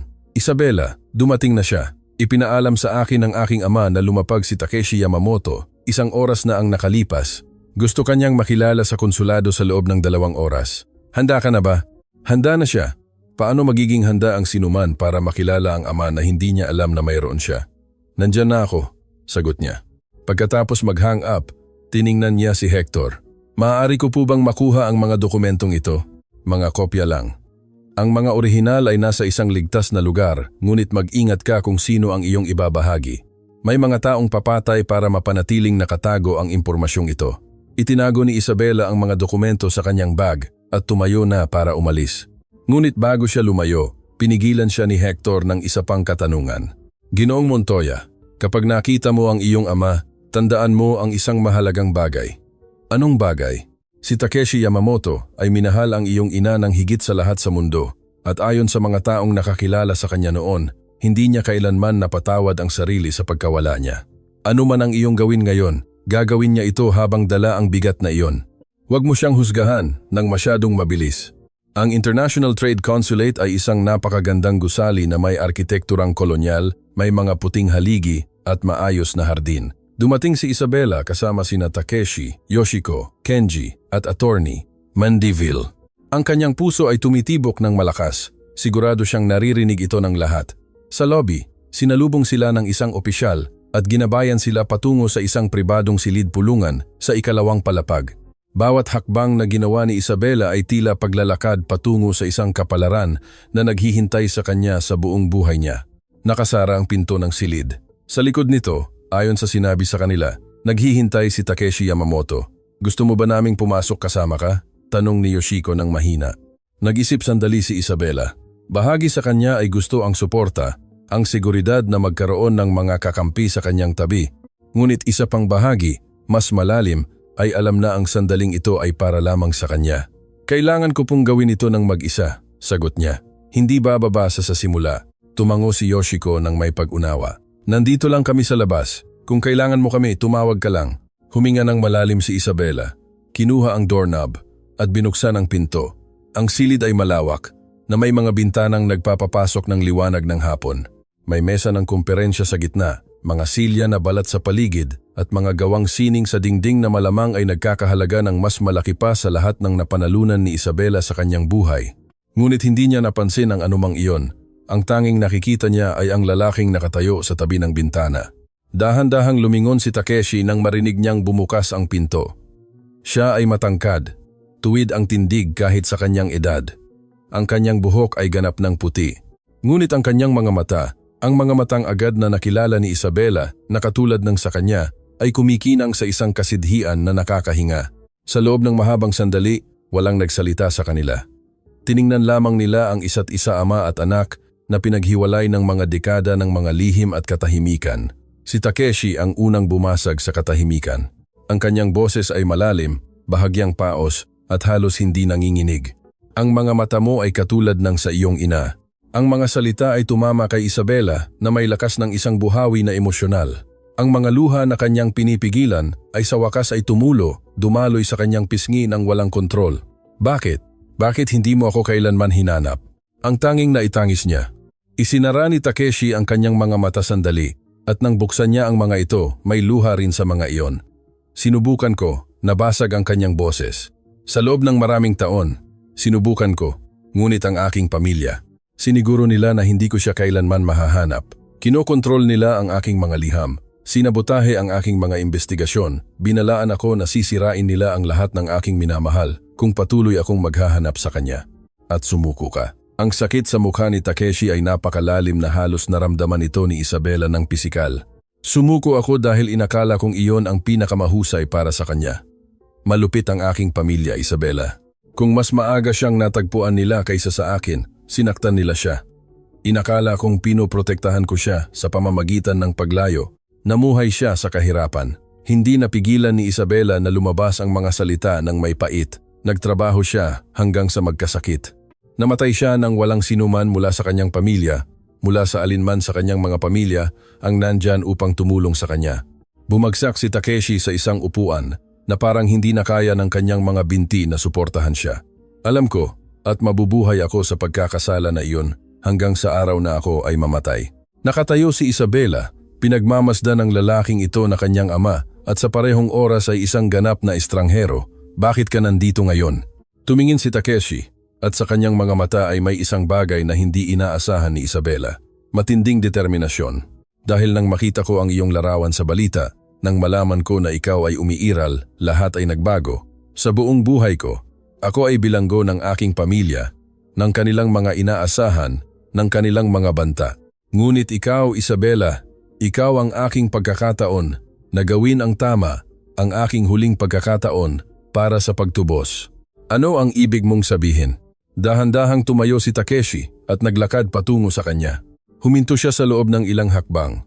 Iginagalang ang kanyang espasyo, ngunit sapat na malapit upang makita niya ang katapatan sa kanyang mga mata. Pumunta ako dito upang ibigay sa iyo ang lahat ng nararapat sa iyo, hindi lamang ang pera kahit na iyon man. Pumunta ako upang ibigay sa iyo ang katotohanan. Pumunta ako upang kilalanin ka sa publiko bilang aking anak at pumunta ako upang protektahan ka mula sa mga taong nagnanais na saktan ka. Emiko, ang mukha ni Takeshi ay tumigas nang marinig ang pangalang iyon. Emiko at iba pa, may mga sabwatan sa loob ng parehong pamilya na higit pa sa iyong iniisip at ikaw, nang hindi mo alam, ay naging sentro ng lahat ng ito. Bakit ako? Dahil ikaw ang tanging lehitimong tagapagmana ng dalawang makapangyarihang imperyo at dahil may isang lihim na itinago ng iyong ina maging kay Yoshiko na maaaring sumira sa parehong pamilya kung mabunyag. Naramdaman ni Isabela na gumagalaw ang sahig sa ilalim ng kanyang mga paa. Anong lihim? Tumingin si Takeshi sa nakasarang pinto na parang sinisiguro na walang makakarinig sa kanila. Ang iyong ina ay hindi lamang tumakas dahil sa pag-ibig, Isabela. Tumakas siya dahil nakatuklas siya ng isang bagay na itinatago ng mga pamilyang Nakamura at Yamamoto sa loob ng ilang henerasyon. At bago umalis, itinago niya ang ebidensya ng lihim na iyon sa isang lugar na tanging siya lamang ang nakakaalam. Anong ebidensya? Saan? Kumuha si Takeshi ng isang maliit na bagay mula sa kanyang bulsa. Isa itong lumang susi na tanso na may mga simbolo na hindi niya nakilala. Ang susi na ito ay nasa pag-aari ng iyong ina noong siya ay pumanaw. Iningatan ito ng mga autoridad kasama ng iba pang walang halagang bagay, ngunit alam ko kung ano ang binubuksan nito. Kinuha ni Isabela ang susi sa nanginginig na mga kamay. Malamig ito sa paghawak, ngunit tila kumikilos na may mga lihim na naghihintay na mabunyag. Ano ang binubuksan nito? Isang safety deposit box sa Bank of Tokyo Imperial. Isang kahon na binuksan ng iyong ina bago siya tumakas. At sa loob ng kahon na iyon ay ang katotohanan na dalawang pamilya ang handang pumatay upang protektahan. Ang susi ay mabigat sa kamay ni Isabela na parang naglalaman ito ng bigat ng lahat ng nakaraang henerasyon. Isa itong maliit, tila walang kabuluhang bagay ngunit kumakatawan ito sa mga dekada ng mga lihim, kasinungalingan at sakit. Paano ninyo nakuha ang susi na ito? Tanong ni Isabela. Ang kanyang boses ay halos hindi marinig. Sinabi ninyong ito ay nasa pag-aari ng aking ina noong siya ay pumanaw. Ngunit hindi ninyo ako alam hanggang kamakailan lang. Tumango si Takeshi, kinikilala ang wastong tanong. Umupo siya sa isa sa mga silya ng conference room na parang kailangan niyang humawak sa isang matibay na bagay bago magpatuloy. Nang makita ko ang iyong larawan sa balita, nang malaman ko na ikaw ay umiiral, ginamit ko ang lahat ng mapagkukunan na mayroon ako upang maghanap ng anumang bakas ni Jerome, paliwanag niya. Kumuha ako ng mga pribadong investigador, nakipag-ugnayan sa mga autoridad, sinuri ang mga record na nakasara sa loob ng maraming taon. Nalaman ko na nang pumanaw ang iyong ina, ang kanyang mga pag-aari ay inuri ng mga lokal na autoridad. Karamihan ay naibigay sa iyo, ngunit ang ilang bagay na itinuturing na walang halaga ay nanatili sa isang government deposit box. Ang susi ay nandoon kasama ng iba pang maliliit na bagay, isang sirang brooch, ilang dayuhang barya, mga papel na tila walang kabuluhan. Ang mga autoridad ay hindi alam kung ano ang gagawin sa kanila, kaya't iningatan lang nila ito. Kumuha si Takeshi ng panyo mula sa kanyang bulsa at pinunasan ang kanyang mga mata. Nang mahanap ng aking mga investigador ang inventaryo na iyon, agad kong nakilala ang paglalarawan ng susi. Isa itong susi sa security box ng Bank of Tokyo Imperial, ang bangko na ginamit ng aking pamilya at ng pamilyang Nakamura sa loob ng ilang henerasyon. Pinoproseso ni Isabela ang bawat salita, bawat paghahayag, nagdaragdag ng mga bagong layer sa isang kwento na tila walang katapusan. Paano nalaman ng aking ina ang tungkol sa safety deposit box na iyon? Tumayo si Takeshi at naglakad patungo sa bintana. Ang kanyang silhouette ay nakikita laban sa liwanag ng hapon. Dahil ipinakita ko ito sa kanya, ang kanyang boses ay bahagyang pumutol. Mga linggo bago natapos ang lahat, bago kami paghiwalayin ng aking pamilya, dinala ko si Jerome sa bangkong iyon. May gusto akong ipakita sa kanya. Gusto kong malaman niya ang katotohanan tungkol sa mga pamilya na pareho naming pinagmulan. Anong katotohanan?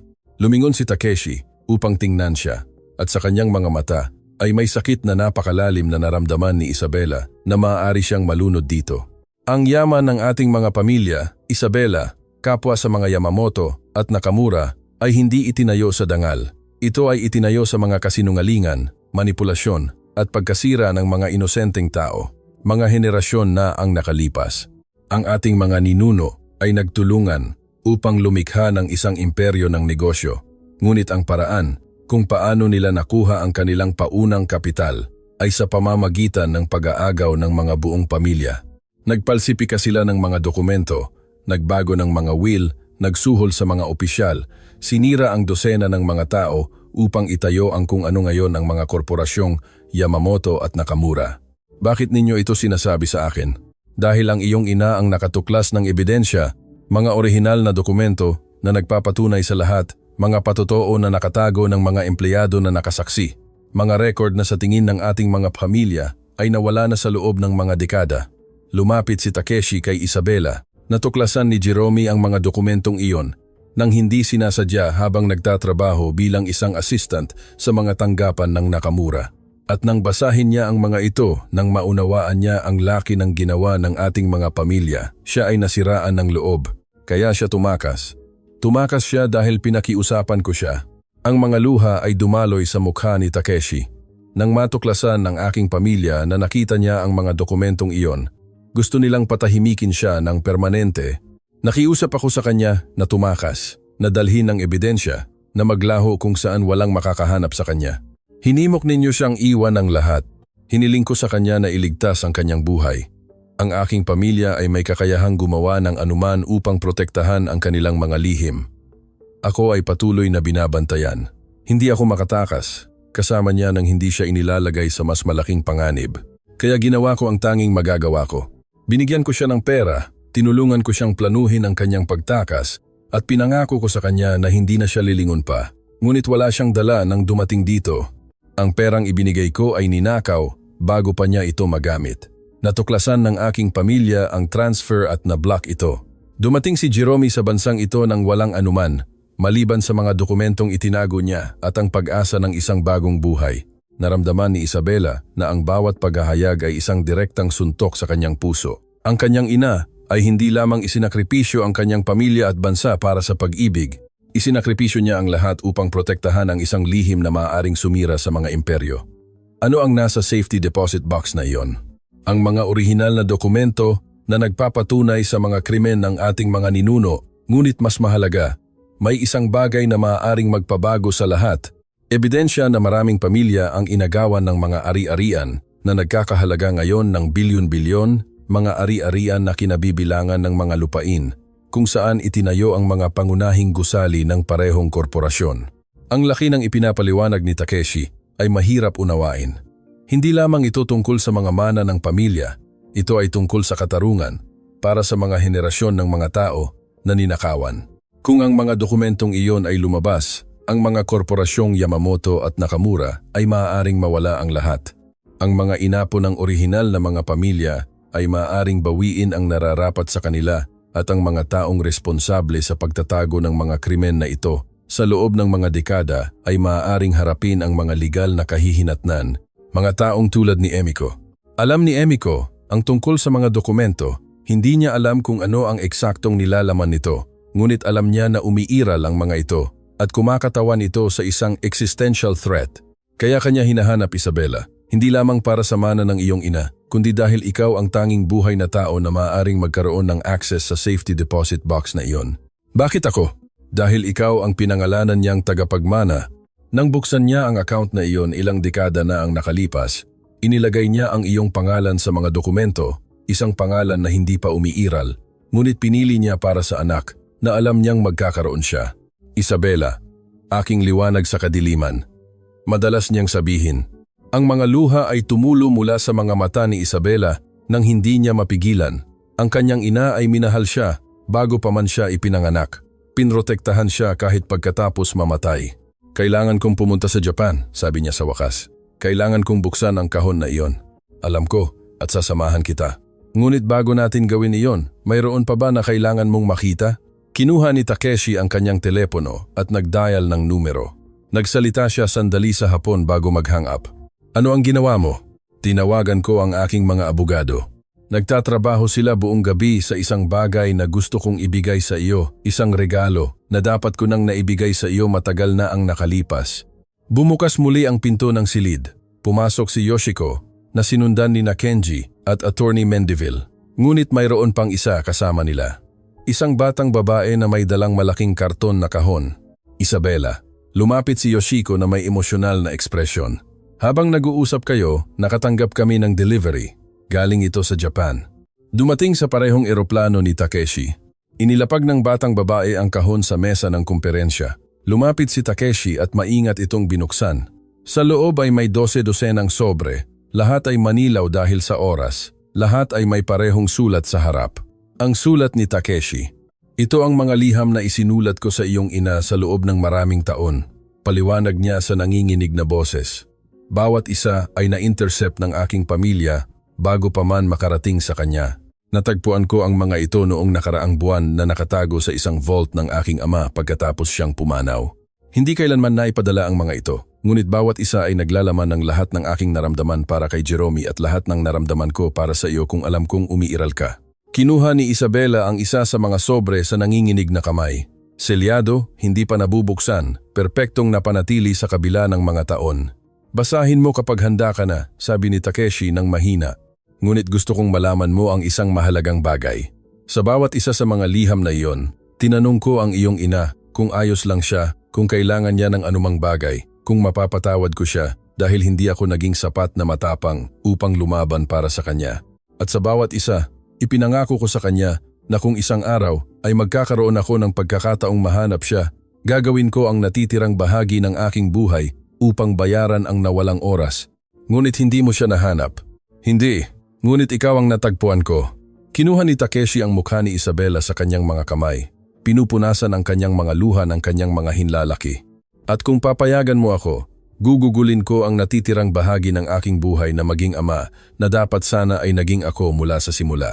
Hindi na napigilan ni Isabela. Sumugod siya sa mga yakap ni Takeshi. Umiiyak sa kanyang dibdib na parang ang batang babae na hindi niya kailanman nagkaroon ng pagkakataon na maging, at niyakap niya ito ng may lakas ng mga dekada ng hindi na ipahayag na pag-ibig, pagsisisi at pag-asang sa wakas ay natagpuan na. Ang mga tao sa silid ay nanood ng tahimik, marami ang may luha sa kanilang sariling mga mukha. Si Yoshiko ay sumusuporta kay Kenji, inaalala ang kanyang kaibigan na si Jerome at ang lahat ng isinakripisyo niya. Tahimik na pinupunasan ni Attorney. Mendivil ang kanyang mga mata gamit ang panyo. Nang sila ay sa wakas, ay naghiwalay.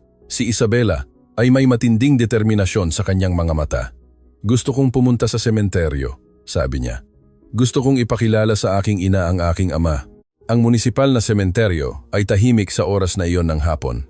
Nagsimulang lumubog ang araw, pininturahan ang langit ng mga kulay ginto at rosas.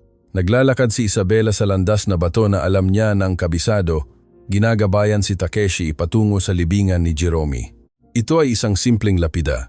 Walang mga detalyadong dekorasyon, tanging ang pangalan ng kanyang ina at ang mga petsa na nagmamarka ng kanyang pagdaan sa mundong ito. Bumibisita si Isabela dito bawat linggo, minsan upang umupo lang sa katahimikan, sa ibang pagkakataon upang sabihin sa kanyang ina ang tungkol sa kanyang buhay, ngunit ngayon ay iba. Ngayon ay hindi siya nag-iisa. Tumigil si Takeshi sa harap ng libingan. Ang buong katawan niya ay nanginginig. Lumuhod siya sa damo ng hindi inaalintana na sirain ang kanyang mamahaling damit at hinawakan ang lapida na may halos banal na paggalang. Jerome, bulong niya, at ang kanyang pangalan ay parang isang panalangin. Sa wakas ay nakita. Ang mga luha ay tumulo sa malamig na bato habang nagsasalita si Takeshi. Ang kanyang mga salita ay nahalo sa mga hikbi na tila nagmumula sa pinakamalalim na bahagi ng kanyang kaluluwa. Patawarin mo ako dahil hindi ako naging mas matapang. Patawarin mo ako dahil hinayaan kitang umalis. Patawarin mo ako sa bawat araw na nagdusa ka ng mag-isa nang dapat sana ay nasa tabi mo ako. Lumuhod si Isabela sa tabi niya. Hinawakan ang kanyang kamay. Ngunit gusto kong malaman mo na nahanap ko siya, Jerome. Nakilala ko ang ating anak at siya ang lahat ng inaasahan kong magiging siya. Matapang, maganda sa loob at labas. Kamukha ka niya, nang husto na minsan masakit siyang tingnan. Ang hangin ay humihip ng mahina na gumagalaw sa mga dahon ng mga puno sa malapit. Maaring sumumpa si Isabela na ito ang kanyang ina, na sa wakas ay nakarinig ng mahinahon. Aalagaan ko siya, ipinangako ni Takeshi. Ibibigay ko sa kanya ang lahat ng hindi mo na ibigay sa kanya at sisiguraduhin kong malalaman ng mundo kung sino ka talaga. Hindi isang kahihiyan, hindi isang traidor, kundi ang pinakamatapang na babae na nakilala ko. Ang babaeng nagsakripisyo ng lahat upang protektahan ang katotohanan. Nanatili sila roon sa loob ng mahabang panahon, ama at anak na pinag-isa sa harap ng libingan ng babaeng nag-ugnay sa kanila. Hindi nila kailangan ng mga salita. Ang katahimikan ang nagsabi ng lahat ng hindi kayang sabihin ng mga salita. Nang sila ay sa wakas na tumayo, ang araw ay halos lumubog na. Ang mga unang bituin ay nagsimulang lumitaw sa madilim na langit. "Salamat, Isabela," sabi niya ng mahina. "Dahil sa pagpunta rito, dahil sa pagkilala sa kanya kahit ganito. Dapat sana ay napunta ako rito, maraming taon na ang nakalipas. Dapat sana ay ginawa ko ang lahat upang mahanap siya." Huling tiningnan ni Takeshi ang lapida. "Ngunit hindi ko mababago ang nakaraan. Maaari ko lamang igalang ang kanyang alaala sa pamamagitan ng paggawa ng tama ngayon." Tumunog ang telepono ni Takeshi na pumutol sa pagiging malapit ng sandali. Sinagot niya ito sandali at ang kanyang ekspresyon ay nagbago mula sa kalungkutan patungo sa alarma. "Ano ang nangyayari?" tanong ni Isabela. "Si Kenji iyon. Emiko ay dumating na sa lungsod at hindi siya nag-iisa. Ang hotel kung saan nakatira si Takeshi ay napapalibutan ng mga sasakyan ng seguridad nang dumating sila. Mga lalaki na nakasuot ng itim na kasuotan ang nagpapatrolya sa mga pasukan at ang kapaligiran ay tensyonado na parang isang lubid ng pana na malapit ng bitawan. Sa lobby, naghihintay sa kanila si Emiko Nakamura mismo. Mas kahanga-hanga siya kaysa sa ipinapakita ng mga larawan. Matangkad, elegante, na may mukha na maaaring maging maganda kung hindi dahil sa ganap na kawalan ng init sa kanyang mga mata. Sa tabi niya ay may dalawang lalaking malinaw na mga abogado, nagdadala ng mga briefcase na malamang ay naglalaman ng mga legal na banta. "Tito Takeshi," sabi ni Emiko muna. Ang kanyang boses ay matamis tulad ng lason na nababalutan ng pulot-pukyutan. "Anong sorpresa na makita ka rito at kasama ang anak ng iyong dating kasintahan, isang illegitimate na anak? Mag-ingat ka sa iyong mga salita, Emiko," binalaan ni Takeshi. Ang kanyang boses ay naging bakal. "O ano? Ipagtatanggol mo ang isang impostora na lumitaw mula sa wala na nag-aangkin ng koneksyon sa ating pamilya?" Lumingon si Emiko kay Isabela. Tinatasa siya ng may paghamak. "Tingnan mo ang sarili mo, isang simpleng waitress na nag-iisip na maaari siyang magmana ng mga yaman na hindi sa kanya nararapat." Naramdaman ni Isabela ang paglaki ng galit sa kanyang dibdib, ngunit naalala niya ang mga salita ng kanyang ina sa liham. Ang tunay na halaga ay hindi ipinapakita sa pamamagitan ng pagsigaw, kundi sa pamamagitan ng dangal. "Hindi ako naparito upang bawiin ang anumang hindi sa akin," sagot niya ng matatag. "Paparito lang ako upang malaman ang katotohanan tungkol sa aking pamilya." "Ang iyong pamilya, Emiko," humagigik siya ng may paghamak. "Ang iyong ina ay isang kahihiyan na tumakas, nabuntis mula sa isang lalaking hindi man lang niya pinakasalan. Wala kang pamilya rito." "Sapat na." Isang hakbang ang ginawa ni Takeshi. "Si Isabela ang aking anak. Mayroon akong mga DNA test na nagpapatunay nito at balak kong kilalanin siya ng formal. Nawala ang kulay sa mukha ni Emiko. "Hindi mo gagawin iyan." "Ginawa ko na." Ang mga dokumento ay inihain ngayong umaga sa Japan, kaya pagdating ng umaga doon, si Isabela Montoya ay opisyal na magiging Isabela Yamamoto. Nanginginig si Emiko sa halos nakokontrol na galit. Hindi ito matatapos dito, hindi ito papayagan ng mga pamilya. Kumuha si Takeshi ng isang sobre mula sa kanyang bulsa. "At kung susubukan nilang makialam, sisiguraduhin kong ang mga dokumento na itinago ni Jerome ay makakarating sa bawat pangunahing pahayagan sa buong mundo." Ang katahimikan na sumunod ay parang kuryente. Tinitigan ni Emiko ang sobre na parang isang ahas na malapit ng sumubo. "Wala kang mga dokumentong iyon. Walang nakakaalam kung nasaan sila." "Alam ko ng eksakto kung nasaan sila," sabi ni Isabela. Nagugulat sa sarili niya sa katatagan ng kanyang boses.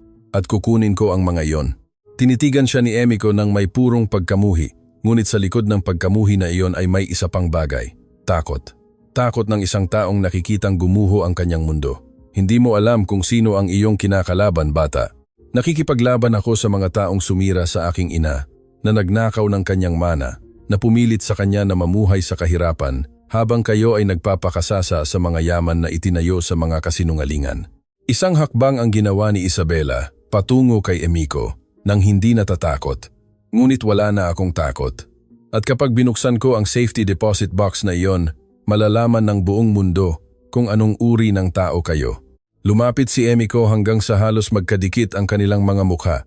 "Kung pupunta ka sa Japan, kung susubukan mong buksan ang kahon na iyon, sisirain kita. Sisirain ko ang lahat ng iyong minamahal. Wala nang matitira sa iyo."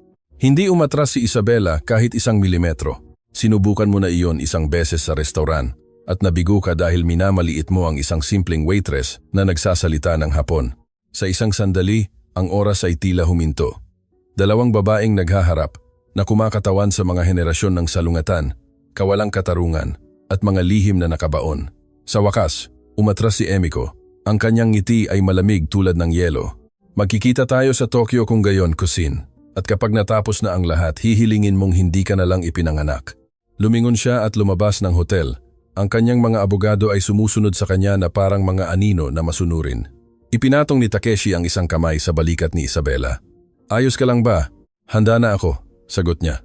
Ang kanyang tingin ay nakapako sa pinto kung saan naglaho si Emiko. I-book ang mga flight, pupunta tayo sa Japan. Ang hindi niya alam ay sa sandaling iyon, sa isang silid ng hotel na malapit, si Rodolfo Salazar ay tumatanggap ng tawag mula kay Emiko na may napakatiyak na mga tagubilin na kinasasangkutan ng pagsisiguro na si Isabela Montoya ay hindi makakarating sa Tokyo ng buhay. Ang pandaigdigang paliparan ay hindi karaniwang tahimik sa madaling araw na iyon. Naglalakad si Isabela sa tabi ni Takeshi, Yoshiko at Kenji patungo sa pribadong departure lounge. Ang kanilang mga yapak ay umalingaw-ngaw sa makintab na sahig. Sa kanyang bag ay ang susi na itinago ng kanyang ina sa loob ng mga dekada at sa kanyang puso ang determinasyon na tapusin ang sinimulan ni Jerome. Ngunit may ibang plano ang tadhana. Tigil muna. Ang boses ng isang opisyal ng seguridad ay nagpatigil sa grupo. Si Isabela Montoya ay kailangang sumama sa amin. May formal na reklamo laban sa kanya. Si Takeshi ay agad na humarang. Anong reklamo? Ano ang pinagsasabi ninyo? Pandaraya at pagnanakaw ng pagkakakilanlan, ipinakita ng opisyal ang ilang dokumento, inihain isang oras na ang nakalipas ni Ginoong Rodolfo Salazar. Lumubog ang puso ni Isabela. Ang babala ni Emiko ay umalingaw-ngaw sa kanyang isipan. Sisirain ko ang lahat ng iyong minamahal. Ito ay walang katuturan, putol ni Kenji. Kinuha ang kanyang telepono. Tatawagan ko ang aming mga abogado. Maaari kang tumawag kahit sino. Ngunit hindi maaaring umalis ng bansa ang Ginang Montoya hanggang sa maayos ang sitwasyon. Sa isang sandali, naramdaman ni Isabela na ang lahat ay nawala. Napakalapit sa katotohanan, napakalapit sa paggawa ng katarungan, at ngayon ay napigilan ng mga gawa-gawang kasinungalingan. Ngunit pagkatapos, isang hindi inaasahang boses ang pumutol sa tensyon. Opisyal, sa tingin ko gusto ninyong makita ito bago magpatuloy. Ito si Hector Paredes, ang mamamahayag, kasama ang dalawang lalaking may ID ng federal na taga-usig. Ano ang nangyayari rito? Tanong ng opisyal na naguguluhan. Isang federal na taga-usig ang humakbang. Ako si federal na taga-usig Marco Villanueva. Humigit kumulang isang oras na ang nakalipas, si Ginoong Rodolfo Salazar ay inaresto para sa maraming singil ng katiwalian, money laundering at sabwatan. Ang reklamo na hawak ninyo ay inihain bilang bahagi ng isang iskema upang hadlangan ang hustisya. Sinuri ng opisyal ang mga dokumento na ibinigay sa kanya ng taga-usig. Ang kanyang ekspresyon ay nagbago mula sa otoridad patungo sa kahihiyan. Wala akong alam. Ang mga utos ay galing sa itaas. Ang mga utos ay galing sa mga opisyal na iniimbestigahan din, sabi ng taga-usig, lumingon kay Isabela. Ginang Montoya, malaya na kayong umalis. At kung papayagan ninyo akong sabihin, ang buong bansa ay nakatutok sa kung ano ang inyong gagawin. Lumapit si Hector na may ngiti. Inilathala ko ang lahat ngayong umaga. Ang mga dokumento ni Salazar, ang kanyang mga koneksyon kay Emiko Nakamura, ang buong sabwatan. Sa pagdating mo sa Tokyo, malalaman ng buong mundo ang katotohanan. Tiningnan siya ni Isabela na may walang hanggang pasasalamat. Bakit po ninyo ako tinulungan ng ganoon? Dahil ilang taon na ang nakalipas, ang aking sariling pamilya ay sinira ng mga makapangyarihang tao na nag-akala na maaari nila kaming patahimikin. Walang naniwala sa amin noon. Ngunit ngayon, salamat sa iyo. Maraming pamilya ang sa wakas ay makakakuha ng katarungan. Ang flight patungong Tokyo ay mahaba, ngunit halos hindi ito napansin ni Isabela. Ginugol niya ang mga oras sa pagbabasa ng mga liham na isinulat ni Takeshi sa kanyang ina sa loob ng mga dekada. Bawat salita ay isang bintana sa isang pag-ibig na hindi kayang sirain ng oras at distansya. Sa isa sa mga liham, na may petsa matapos tumakas si Hiromi, isinulat ni Takeshi, Aking minamahal na Jerome, nanaginip ako tungkol sa iyo muli ngayon. Nanaginip ako na mayroon tayong anak na babae na may iyong mga mata at ang aking pagkamatigas ang ulo. Nanaginip ako na masaya tayo, na walang naghiwalay sa atin. Pagkagising ko at naalala ang katotohanan, umiyak ako na parang hindi pa ako umiiyak mula nang umalis ka. Ngunit sa isang lugar sa aking puso, alam kong ang panaginip na iyon ay isang pangako na isang araw, sa isang paraan, ay makikita-kita. Ang mga luha ni Isabela ay nagmamansya sa lumang papel. Ang kanyang ama ay nanaginip tungkol sa kanya bago pa man niya alam na umiiral siya. Ang kanyang ina ay lumaban upang protektahan siya bago pa man siya ipinanganak. Ang pag-ibig na lumikha sa kanya ay mas malakas kaysa sa anumang imperyo, anumang yaman, anumang sabwatan. Tinanggap sila ng Tokyo ng ulan na parang ang langit mismo ay umiiyak para sa lahat ng sakit na malapit ng pagalingin. Ang Bank of Tokyo Imperial ay isang napakalaking gusali, tagapagbantay ng mga lihim na nanatiling nakatago sa loob ng mga henerasyon, ngunit sa labas ng bangko ay naghihintay ang isang pulutong, mga mamamahayag mula sa buong mundo, mga kamera ng telebisyon, mga taong may hawak na mga placard na may mukha ni Jerome at mga mensahe ng suporta.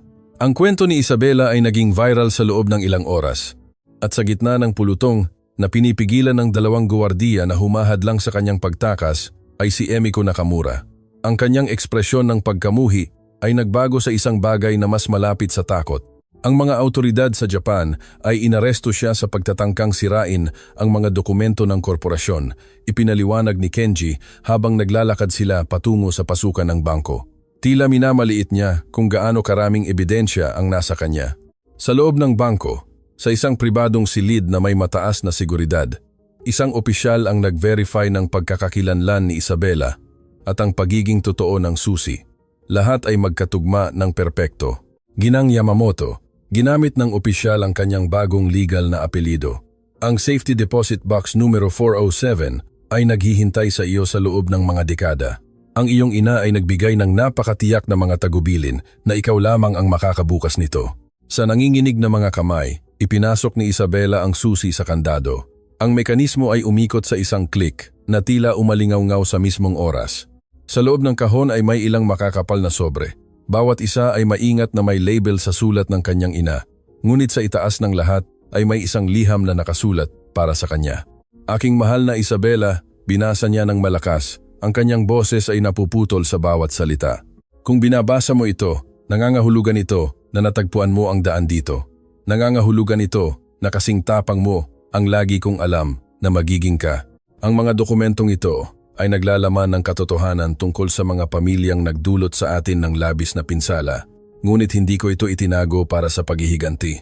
Itinago ko ito para sa katarungan. Para sa lahat ng mga pamilya na nawalan ng pag-aari.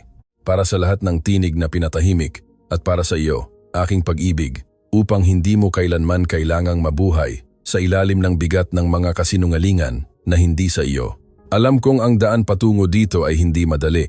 Alam kong malamang na hinarap mo ang mga taong sumubok na pigilan ka, na nagpahiya sa iyo, na minamaliit ka. Ngunit alam ko rin na hindi ka sumuko dahil ikaw ang aking anak at ang mga babae sa ating pamilya ay hindi kailanman sumusuko. Gawin ang tama sa mga dokumentong ito, Isabela. Hindi ang pinakamadali, hindi ang pinakakapakipakinabang sa iyo, kundi ang tama. Ibalik sa bawat pamilya ang nararapat sa kanila.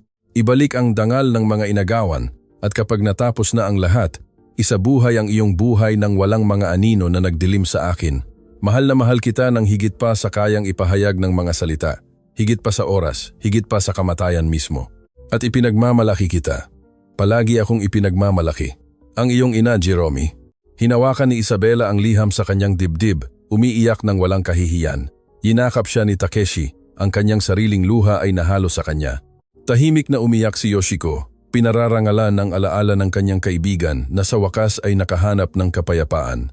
Maingat na ipinasa ng opisyal ang mga dokumento sa mga autoridad sa parehong hapon. Ang nilalaman nito ay mas mapanira pa kaysa sa inaasahan ni Takeshi. Hindi lamang nito pinatunayan ang mga orihinal na krimen ng mga pamilya, kundi pati na rin ang mga dekada ng pagtatakip, pagsusuhol sa mga opisyal at sistematikong pagsira sa ebidensya. Sa mga sumunod na linggo, ang iskandalo ay yumanig sa Japan at sa buong mundo. 17 pamilya na inagawan ng kanilang ari-arian ay natukoy at nabayaran. Ang mga inapo ng mga nasira ay sa wakas ay nakakuha ng katarungan. Si Emiko Nakamura ay nahatulan para sa maraming singil ng sabwatan at paghadlang sa hustisya. Sa kanyang paglilitis, Nang tanungin kung bakit inilaan niya ang kanyang buhay sa pagsira sa kanyang sariling pinsan, ang kanyang sagot ay nagbunyag ng trahedya sa likod ng kanyang pagkamuhi. Dahil mahal na mahal ko si Jerome ng higit sa lahat sa mundo. At nang umalis siya, sinabi nila sa akin na ipinahiya niya kami. Habang ginugugol ko ang aking buhay sa pagkamuhi sa kanya dahil sa pag-iwan sa akin, ang katotohanan ay hindi ko siya kailanman natigilan sa pag-miss. Si Isabela, labag sa payo ng kanyang mga abogado, ay humiling na makausap si Emiko bago siya ilipat sa bilangguan.